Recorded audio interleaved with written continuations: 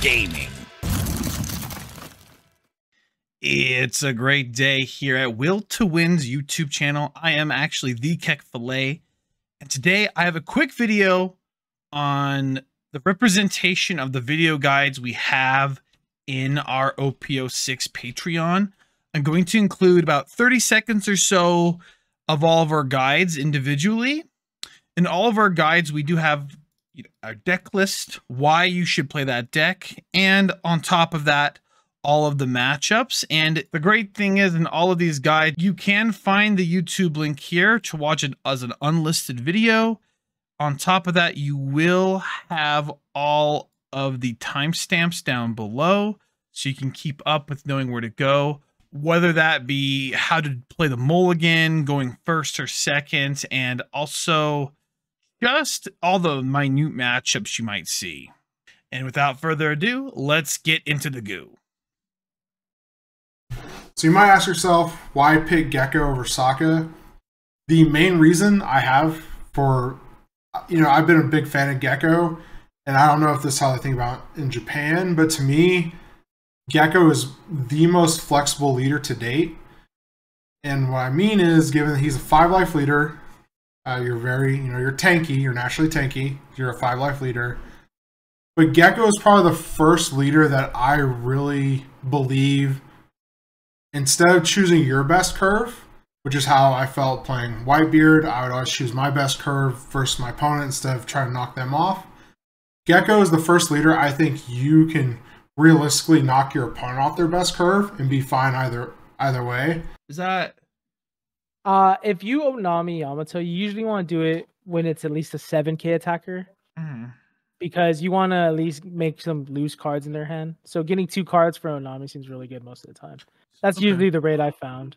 Okay. But you just usually play as much Dawn as you can. Double Strike Banish is very scary. People don't like losing their cards, so they'll guard. Yeah, so for Dawn, that actually might be okay then. And then on that, the next turn, on your 6th Dawn turn, it's Gadatsu. You could do Onami again. Yeah. You can do Gadatsu, Onami, some Searchers, it's just a bunch of setup for your top end. Yeah. The only time this actually changes though is against Sakazuki. Because against Sakazuki, you don't do the wall thing at all. Instead, you become an aggro deck. Okay. So in that one, you actually just want Horty Jones, Onami, Sugar or Izo, and Baby 5. Those are ideally all the cards you want. Maybe some Doflamingo if they don't lose in the early game, and you can just tap them out. The first matchup I wanted to go over, and I always like to go over these. I know you have a plan here, but if I could, if that's okay, it's in between. I have to go over the mirror first. What's your thoughts on the mirror matchup? So this mirror match has changed quite significantly. Before, it was very much just like a grindy Rebecca Hina Lucha each other back and forth. But now it's more of like Moria Wars. The main reason for that is Rebecca Hina Lucci doesn't really reach Gecko Moria. So because it's at 8 cost, you can't just like swing with your leader, go Rebecca Hina Lucci and clear it, right? That's still it would make it a 3 cost.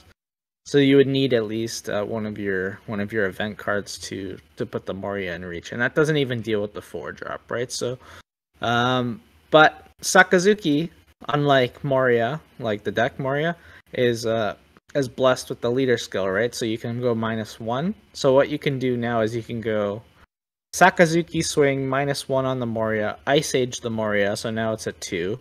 And then you play your own Moria, get back Lucci and Helmeppo, and then Helmeppo reduces their 4 cost, right? So typically they're Lucci or they're Kuzan, and then you play your own Lucci from the trash and destroy the Moria and the Lucci, right? So that's how the Moria Wars start.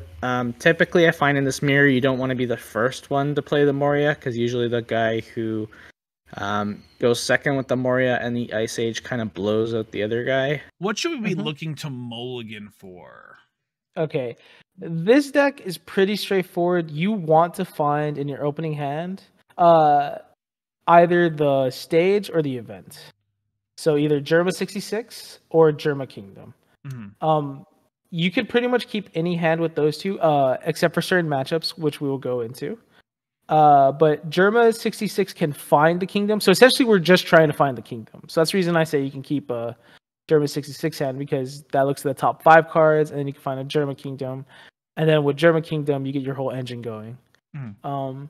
Usually, you want those 2 cards, or either or, and then either Reiju, any one of the 2, or Ichiji, any one of the 2, because Ichiji is like your how do I say it? Like your ideal play, where you get to go turn 2 Ichiji, so you swing 7 at your opponent starting from turn 2, or if you go first or second, it doesn't matter. Reiju is also a very good one because you get to draw 3 cards. Yeah, so making your deck really consistent. You should see something, hopefully, at that point. Yeah, right? hopefully. So, hopefully by drawing 3 cards by then on your second turn. And the last thing, and probably one of the most important, is like to prepare the future. Because with EB1, Red Purple Law will be one of the best deck, for sure. Maybe the best deck of the format with the ban. In OP07, probably still one of the best decks. So it will be a deck good for OP6, probably not the best, but really strong deck with no really bad matchup. Got it. Yeah. What changes in EB01? What card is it? Like just a chopper or? No. The most broken card is like the secret, like the 4-cost secret. I don't remember the name, but it's Bonchan, I think. In French, it's like Bonchan. I don't know. Oh, yeah. Mr. 2 Bon Clay. Yeah. Because there is like a crazy play. Like, for example, on 4 Dawn or 5 Dawn, you can play this guy, and the Dawn that he give you is active. It's an active Dawn.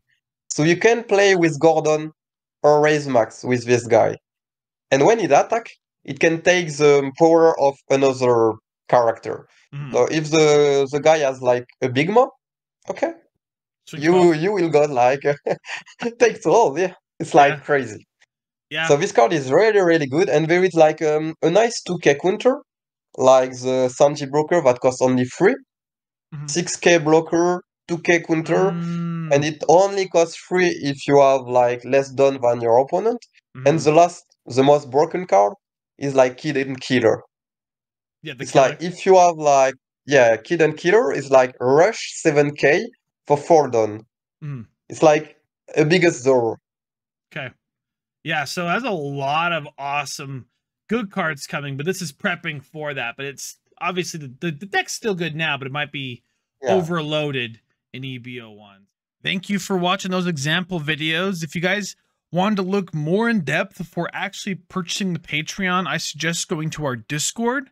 From the Discord, go to the promotionals, and then you can read over all of our little tidbits here, but you'll get access to all of these guides, as well as any future guides that we do have with that tier 3. And if you ever have any questions, feel free to ask in the general chat or on there. So thank you all so much for watching this video, and we'll see you all in the next one. Ciao.